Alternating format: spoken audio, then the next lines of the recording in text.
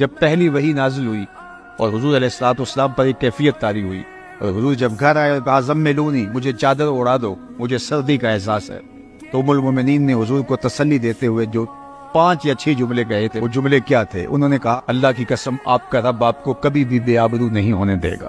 کیوں؟ اب سن لیجئے، یہ حضور کی سیرت کے 5 نمایاں پہلو ہیں اور یہ ہم سنے بھی، لیکن میں چاہوں گا کہ سنتے سنتے میں اور آپ اپنا جائزہ لیں کہ کیا ہم نے اپنے نبی کی محبت میں اپنے اندر یہ 5 وصف پیدا کر لیے ہیں؟ اگر کر لیے ہیں تو ہمیں مبارک ہو، اور اگر نہیں کیے تو آج کی اس مجلس کے اندر میں اور آپ عہد کر کے اٹھیں کہ مالک تیرے محبوب علیہ السلام کی سیرت کے یہ 5 نمایاں پہلو ہم اپنے اندر پیدا کرنے کی کوشش کریں گے، مدد تو کرنا۔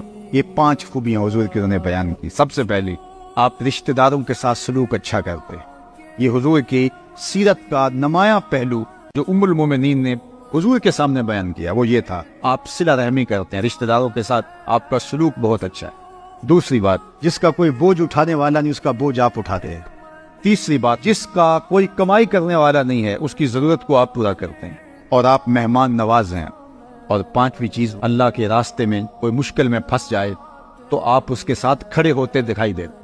یہ 5 وصف میں دیکھوں کہ میرے اندر آپ کے اندر اگر موجود ہیں تو ہمیں مبارک ہے، اور اگر نہیں ہیں تو ہمیں یہ اوصاف حمیدہ، یہ حضور کی شخصیت کے نمایاں پہلو ہیں، اور ایک امتی کو اپنے نبی کے اخلاق کا عکس اپنے اندر پیدا کرنا چاہیے۔ جب حضرت ابوبکر صدیق رضی اللہ تعالیٰ عنہ ایک دن کفار سے تنگ آ کر شہر مکہ چھوڑ کے جانے لگے تو ابن الدغنہ جو قریش کا ایک سردار تھا وہ راستے میں ملا اور اس نے کہا ابو بکر کدھر جا رہے ہو؟ کہا آپ کے شہر کے لوگوں نے تنگ کر دیا، میں شہر چھوڑ کے جا رہا ہوں۔ تو اس نے کہا آپ جیسے لوگ شہر چھوڑ کر نہیں جائیں گے۔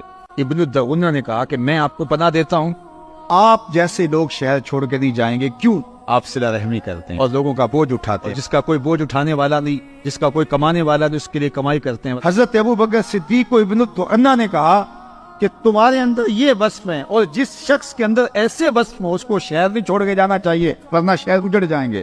تو جو وصف میرے حضور کے تھے، ابن الدغنہ نے کہا کہ وہ وصف ابو بکر میں ہیں، تو ابو بکر تو شہر چھوڑ کے نہیں جائے گا، تم مکے میں ہی رہو گے۔ اب یہ تھا حضور علیہ السلام کی محبت کا عکس ہے۔